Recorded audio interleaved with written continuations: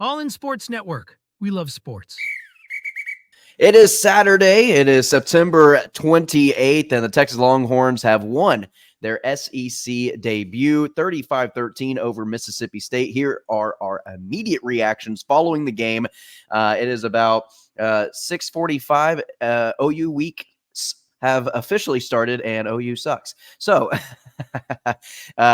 Jake over there, I'm Tanner Carlson. This is All In Horns on Rogue Sports Network. And Jake, immediate reactions following the game. I'm going to go ahead and let you take the stage here. I know you've got a lot on your mind. Try not to take up all 30 minutes right here. Let's say it what it is. It was not the performance that we wanted Texas to come out and have. And I think if we play like that moving forward in the season, it may not be as a jubilant season as maybe we once wanted it to be. No, I flat out, I'll say if they play like that the rest of the season, there's going to be 4 or 5 losses.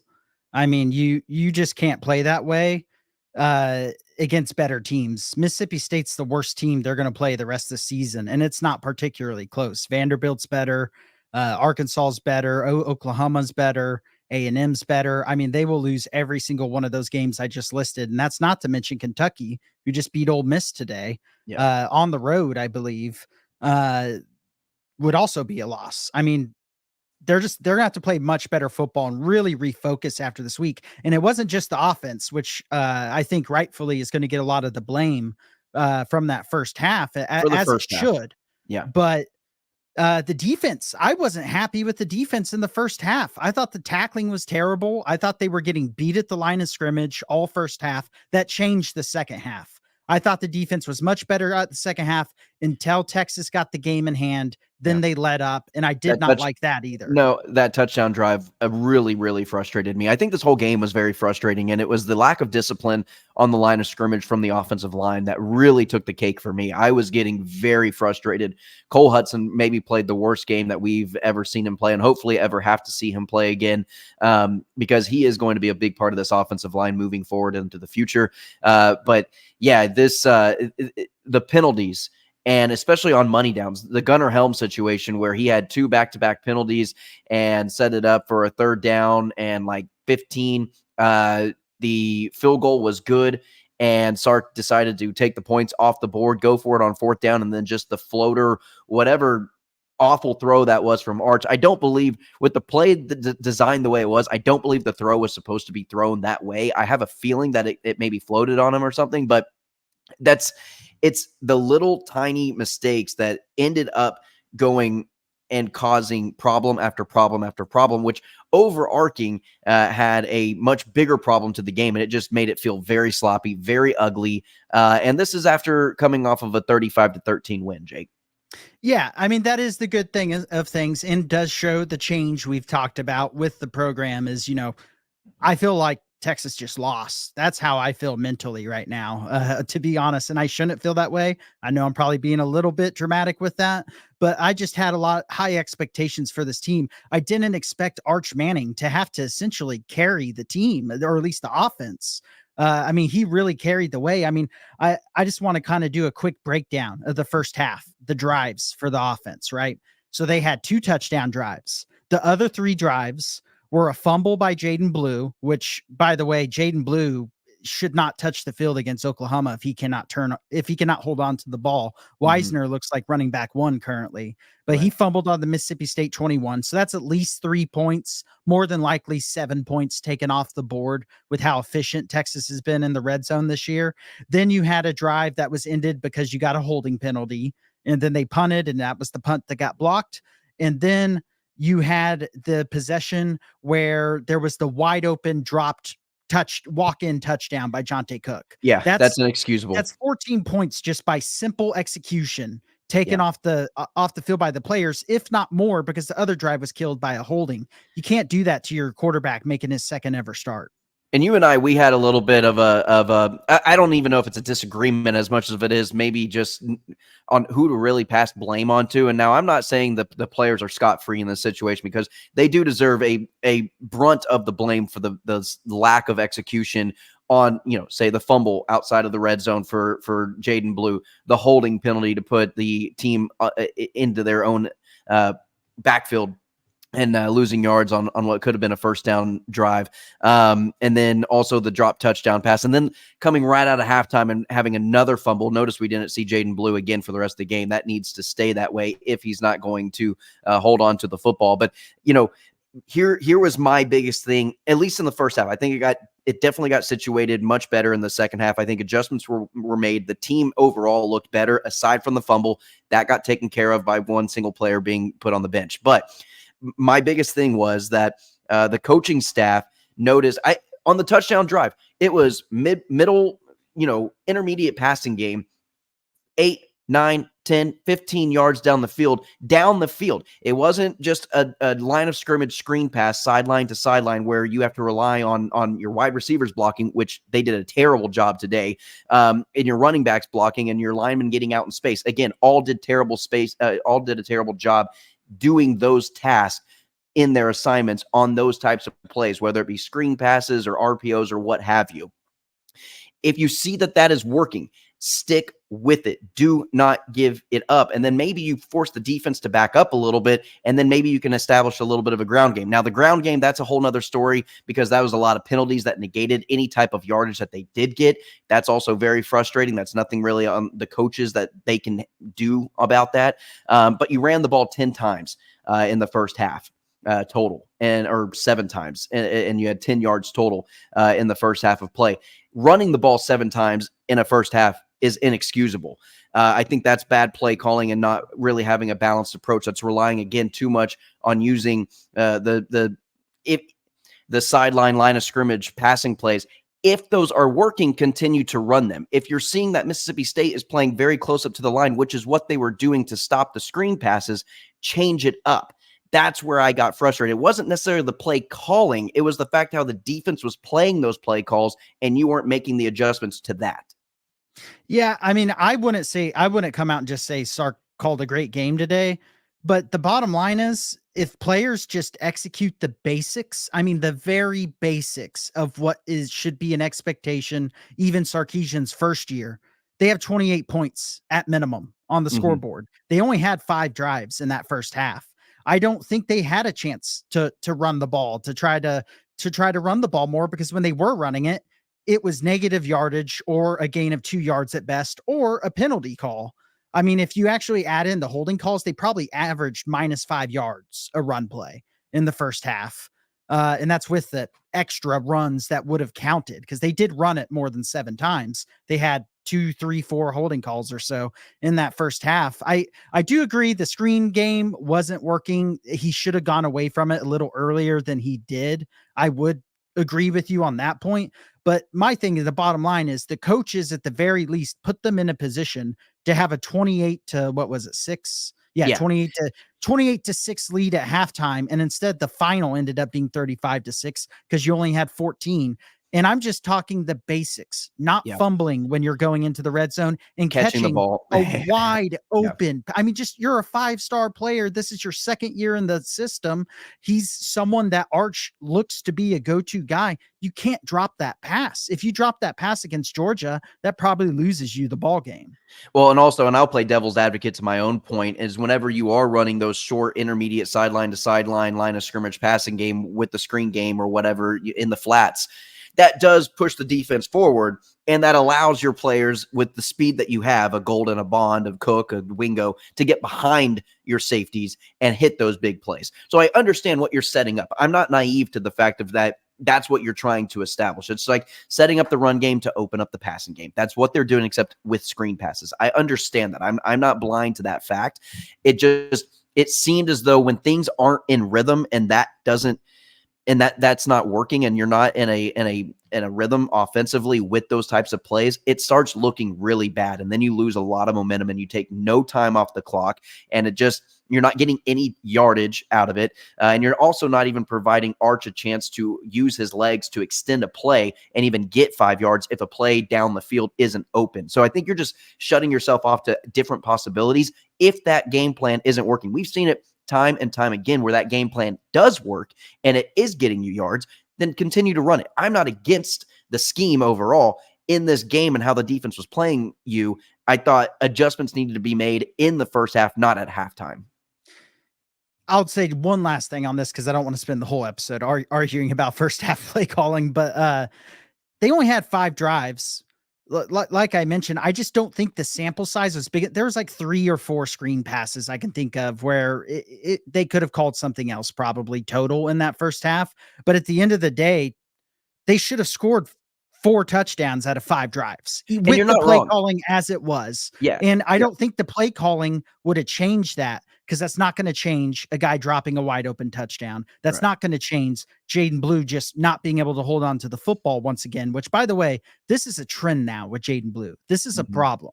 That fumble against Washington was a big deal. I think he fumbled against Texas Tech as well. Now he fumbled twice in this game. Sark preaches it over and over. Having the ball is the most important thing in football to him. When you have the ball, you have to keep the ball. And it is a simple concept, but it's stressing that, when you are a player and you have the ball, you have to have ball security. Arch last week threw 2 interceptions, one especially that was completely on him. But then this week it turned around and it felt like the exact opposite of last week, where Arch was the one who basically the entire offense was put on. And huge credit to Arch. We haven't talked yet about how great Arch Manning played today, but talk about showing up in a completely different way than he did last week. He looked like a different quarterback this week, and he didn't even look terrible last week, but he was efficient. He took those underneath passes. He hit the deep balls. He threw for I believe it was just over 324 yards. He should have had 400 if Jonte Cook can catch the football. Yeah, he would have 400 passing yards with 3 touchdowns if Jonte Cook catches 1 pass. Now, here's another part. To your point on the players executing the way that you need to execute, it felt as though Mississippi State, we fell into the trap of the game plan Mississippi State wanted to achieve. They wanted to slow down the clock. They wanted to keep the offense off the field. They wanted to get in 3rd and 4th short yardage situations on offense, which they did. They wanted to establish the run game, and they wanted to make stops on defense on whichever way they possibly could, whether that be turnovers or penalty yardage against Texas, however it was. They were trying to pull out all and Texas fell into the trap of playing Mississippi State's style of football. And that's how Mississippi State was able to stay into the game as long as they were. I will say this, if the players execute in the first half, like you mentioned, and regardless of what the play calling is, and if the players execute and you score those touchdowns, that then dictates how Mississippi State is going to call the rest of their game. They're not able to just stick with the run game. They're not able to just waste clock. They're going to be forced to pass the ball and move it down the field. And if they do run the ball, then that's just hurting themselves in the foot, and you're playing into Texas's hand. And so that's how important it is. A play in the first quarter, a play in the second quarter, a couple of drives early in the game, how that can affect you long-term going into the 3rd, 4th quarter of a game, maybe not in this game specifically, but like you say, against Oklahoma or an OU, against a Georgia, an OU, a Texas A&M, Kentucky, a Vandy who's much better this year, an Arkansas team who really played very hard against A&M today. If you give up those opportunities and you allow those teams to dictate the way the game is played and not you be the aggressor and you be the dictator, you're setting yourself up for a very, very long season ahead. Yeah. And we saw it on the defense. I think I've talked about the offense enough for the time being, but on the defensive side of the ball, in the first half, I was texting you. I was very, very annoyed with the defense. I thought the tackling was bad. Way too often it was 3rd and short. We've talked about this 3rd down defense all year. They were 8 of 17 on 3rd downs. That's just under 50%. That's too high of a conversion percentage, especially against a Mississippi State. Running the ball in the second half, once the defense started to be able to show that they could stop the run, and then Mississippi State had to try some traditional drop back passing, that's when we saw the sacks start to come. Texas ended up with 6 sacks in this game. That would probably be my biggest horn up, if you will, in this game, was the sacks finally started to come in. Colin Simmons had 2. Vernon Broughton had this is my football, not yours. Just took it away from him as he was throwing it. The pass rush was tremendous today, but the run defense is going to have to be better in future games to allow that pass rush to do what they did, because the pass rush showed they can be elite today, but it doesn't matter if, it's 3rd and 2 like it was most of the first half. That first drive especially, you can't you can't let Mississippi State come into, your home field and take off half of the first quarter, just running the football down your Right. throat. They didn't score, but again, it's Mississippi State. The expectation against the opponent This should be 3 and that's out. not meeting it Yeah. whatsoever, or 1 first down, 2 first down. But when they get to take a whole half of the quarter off, you're just playing into their hands. And that's exactly how Ole Miss lost today to Kentucky. Yeah, and Ole Miss couldn't overcome it. Texas did finish the game with 6 sacks, 11 tackles for loss, so got into the backfield, did play very well in terms of those aspects, but it seemed like if Texas didn't get a tackle for loss or a sack, it was a 6-yard, 4-yard, 5-yard rush is what it felt like. I mean, it was just that type of game. It was either boom or bust defensively. Now, Texas didn't really bust defensively. There was essentially 2 drives, especially the touchdown scoring drive really frustrated me for whatever reason. I just think that the game wasn't quite out of hand to be letting off the gas by any means. You still should have been pressuring. Game. Right. It was 28-13 at that point in time. And so I think that drive, for whatever reason, aggravated me much more than maybe it should have. I don't know. Maybe I'm in the right for feeling that way. But Mississippi State finished the game with 150 yards rushing on the day. And they had a 75-yard rusher and a 59-yard rusher as well to the point. And then obviously the Van Buren touchdown. So 50 rushing attempts, 150 yards, only averaging 3 yards per carry and a long of 17. But still, that's establishing yourself. If you go for it on 4th down, 3 yards a carry, you're getting a first down each time. And it seemed like they were just in a 2nd and 6 situation, then a 3rd and 3 situation, and not playing behind the chains. In the second half, that's whenever you saw Texas really applying that pressure and adjusting to what Mississippi State wanted to run their scheme and defensive, or their game plan going into the game, which was to establish the clock, establish the run game, and play a slower style of play. Texas adjusted to that very nicely in the 3rd quarter, was able to put Mississippi State in bad 2nd and 11, 2nd and 12 behind the chain situations. And that really benefited Texas's defense, because then you're obviously forcing them to pass the ball. Yeah. And while I do just want to point out, while the team ended up averaging 3 yards a carry for Mississippi State, Johnny Daniels had 15 carries for 75 yards. That's 5 yards a clip. That's too much. They weren't doing that against Toledo. They weren't doing, the only team they've ran it that well against was Florida. And that's including the 6 sacks. The 3 yards per carry is including the 6 sacks that are counted against the quarterback for his rushing 12 carries for minus 14 yards for Michael Van Buren. That skews that stat heavily. It does. So I don't think, and maybe this is the ultimate way to ask you this question, but in my opinion, neither side of the ball met the standard today. Neither side provided 60 minutes of hell for the opposing team. No, and there were 2 players that stood out to me. And I thought Anthony Hill overcommitted on a lot of tackles. He overcommitted on a lot of angles, on a lot of sack opportunities. I thought Colin Simmons made the right angle, but then he wouldn't commit to actually finishing the play for whatever reason. He did in the second half, but there were times where I was watching those 2 guys. I'm just like, why are we missing opportunities? It seemed like it was right there at their fingertips, and they just wouldn't make the plays in which I've seen them make before. But there were 2 players that stood out to me. It was DeAndre Moore and Arch Manning. And then you can throw in Isaiah Bond in there. Isaiah Bond had a really good game as well. But those 3 players really carried the offense and carried this team to the – and I thought Cole on the defensive line played really, really well. Big old 99. He had a really great game. And the interior of that defensive line played really well.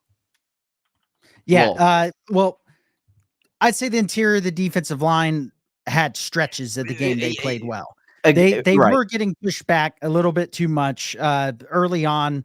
I thought Alfred Collins, this was probably his weakest game of the year. Didn't feel like he made a bunch of big plays. It felt like he was kind of overcommitting in the gap, because a lot about runs for defensive linemen is all about maintaining gap integrity. And I just thought they got out of that a little bit in the first half. It was much better in the second half. But Texas, they're just going to, they're going to have to figure out a way to run the football better. I thought they started to show that a little bit with Wisner, and then they're going to have to show what they did against Michigan as far as being able to stop the run. They're going to have to come with that intensity every single week. because in the SEC, every single team is going to try to run the football. And you look at A&M, that is their bread and butter. They Yeah, are a that's all running they've got. football team this year. And if you don't show up to stop the run in that game, you're going to have a tough time. And we haven't talked much about the secondary, but I thought they played pretty good today, but I did think Mississippi State had a couple drops that would have been big plays. I was kind of curious what your thoughts were on the secondary. I thought the secondary left guys open to have big receptions, that the wide receivers either A, lost the ball in the air and didn't make a play on the ball that they could have made. It was a poor throw from the quarterback, which, again, he's a freshman quarterback whose strong suit is not throwing the ball from the pocket.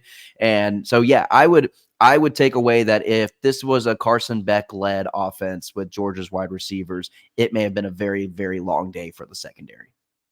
Yeah, and that's the concerning thing, because we haven't seen this Texas defense get fully off balance yet. We saw a little bit in this game, but you're going to play a Georgia, you're going to play a Texas A&M who, while their offense doesn't fill up score sheets, they can run the football, they can pass it competently. I would say probably more balanced than any team Texas has played to this point, in Arkansas as well. Those are going to be teams that I'm going to be very interested to see how this defense plays against, because if they play like they did today, I feel like you're going to see a lot more than 13 points given up at the end of the game. Now, again, the second half was better, but it's Mississippi State. The second half should have been what the first half should have been the same in the first half as well. Yeah, now let's go ahead and I at least want to play a little bit of positivity. Again, 35-13, did win the game, did win it handedly. I don't know if there was a point in the game, Jake, that it felt like Texas may have lost. No? Yeah, I didn't think so either. I didn't feel that way either. I was just disappointed with – I was not concerned with Mississippi State. I was more concerned with Texas and the way that Texas was playing. Yeah, I will say, okay, so I've told you before the show, I was like, I'm going to be back. And the reason why, I wasn't letting any emotions out, sitting down, watching my TV. Normally I'm pretty emotional during games. You've seen it. I mean, Yeah. I'll yell and get mad and get worked up. We get to a point, ladies and gentlemen, we'll have a live stream of us watching the game, and you'll get the full effect. It'll be very different. But I didn't at one point in this game have any emotion. And also that was even when Texas was scoring. Other than the opening drive, I did get excited. But at no point in this game was I worried about Texas losing. I was just more so frustrated that it was like, this game should be put away by now. Mm-hmm. The offense is sloppy. I'm an offensive line guy. I was not happy with how the offensive line was playing. But at the end of the day, I was never even, the panic button was stored away. Yep. It never came out. I never thought about it. I never looked at it. When it comes to actually winning the football game, I knew there was no way Mississippi State would score enough. And I knew there was no way the Texas offense would continue to shoot itself in the foot the entire game. And I think this is a good, I think this is a very good episode to display the type of fans that you and I are. We're diehard fans. We support the program, but I think we're very realistic on what we see on the TV. What we watch from the game, I judge as though I'm judging a team that I don't care about. I try to have as non-bias of binoculars on as possible. And maybe that makes me even a harsher critic because I am a fan of the game and of the team. Again, on the positive note, two big things, Arch Manning, and I do want to talk about the crowd. In that third quarter, man, the crowd, or the going into the fourth quarter, is the start of the fourth quarter when they did the smoke show, they did the fireworks show, and Mississippi State came out and they had 2 back-to-back delay game penalties. I was like, oh yeah, this is it, baby. That pumped me up more than anything that happened in the football game was when they had 2 delay game of penalties. And I was just like, this crowd is having an impact on this game right now. And they're showing up and supporting the team, even if it's an ugly game. So love the crowd. I thought the fans were fantastic in the opener for the SEC. And I do want to spend maybe the last 6 minutes talking about Arch Manning. Yeah. Real quick. I'll say my thing on the crowd. What I was most impressed with was the crowd was that way in a game that was not going the way anyone who walked in that stadium expected it to go. Right. It was a disappointing performance to that point. They were winning, but still the crowd was just as into it then as they were in the opening kick. They didn't let the play frustrate them to not cheering on the team. And that's important because there's going to be some games down the stretch where maybe Texas is losing, isn't having to come back, and you're going to need that crowd to play a factor in it. And the crowd we talked about it, and what a perfect way for this to happen this week after we talked about earlier in this week that DKR is showing it is one of the toughest places to play in the country now. And then that really showed out today. And then It also really who showed out was Arch Manning. And that also helps with the crowd. I'll be honest with you. Whenever you got Arch Manning making big plays like he did, the crowd goes absolutely nuts. But man, I thought Arch played under control. I thought he read the defense very well. I thought he made very good decisions. I think what impresses me most about Arch Manning is just he holds onto the ball to the very last second and almost times it perfectly every single time of when he can get full zip, full control of the football while just about to get hit, but he stands in there with poise, under control at all times, and delivers a strike 9 times out of 10. And he's very accurate with it. He's got plenty of zip on. He's got a very quick release, and he'll take a hit. He almost took a hit, I think, on every single pass play, just because he holds on to it until the play can fully develop for as long as possible. He might trust that offensive line a little too much. How many hits did he actually take? He had to take probably 6 to 7 at least. And though, to be clear, the protection up front was fantastic. The protection was not an issue. Pass pro was very good today. It was the run blocking. The pass pro has been great all year. I said it this week. This is the best pass protecting Texas team I've ever seen. Better than the 2005 year, better than the 2010 year. This is the best pass protecting offensive line. We still need to see the run blocking get to another level, but to be fair, we also need to see the running backs hold on to the ball so you can be confident to run the ball a little bit more. But 26 Arch last week was 15 to 29 against ULM. He was 26 of 31 today. Mm-hmm. That, to me, to show that he saw last week, I believe when he was asked in an interview, he graded himself at like a C- or something like that for his performance last week. That's fair. But for him to say that and then come out and play like just a completely different animal this week, show, okay, I know I didn't take enough checkdowns last week. I'm going to take the checkdowns when they're there. And he should have been 27 of 31 with about 400 yards. Yeah. If not for that drop, he really only had one throw that I thought was just bad the entire game, and that was that fourth down play. It was the fourth down play was the worst throw maybe I've seen all season, aside from Quinn Ewers' interception against UTSA. The Arch interception last week too. Well, the Quinn's interception for UTSA was, I don't even want to know what was going through his head. It was like Casey Thompson infused into his body for a play. I have no idea where that even came from, but yeah, I thought Arch Manning's poise, he's under control. The team plays for him. Texas is in such good hands for the future. And even if Quinn does go down in the middle of a game and he has to come out for a possession or two, I am fully confident that Arch can go down the field and not just play competent, turnover-free football. He can go down and score and lead you to a possession to where you're going a very crucial possession in the game that could be a game-changing type of play. His scrambling ability, that long run and then the drive where he scored essentially 3 touchdowns and was only credited for 1 touchdown using his legs. The officiating, ref show.